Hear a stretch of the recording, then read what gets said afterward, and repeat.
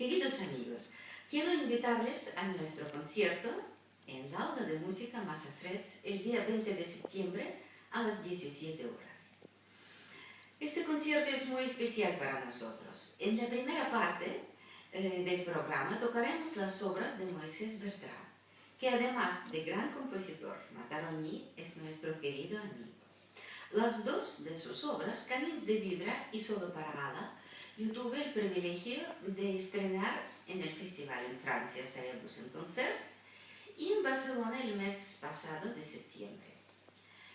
En la segunda parte van a escuchar las obras de gran repertorio violinístico que forman parte de nuestro CD Salud d'Amour, que hemos grabado con mi marido, el pianista Gerasim Voronkov.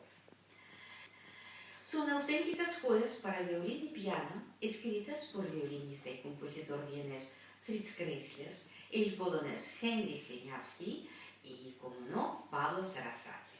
Por supuesto, la pieza que ha dado el título al disco, Salud d'Amour, de Edvard Elgar, también van a escucharlo al final del concierto. Hemos preparado este concierto con mucho cariño y mucho amor, esperando que lo disfruten también en estas fechas próximas a Navidad. Esperamos a todos en la aula Mazafrets el sábado 20 de septiembre a las 17 horas.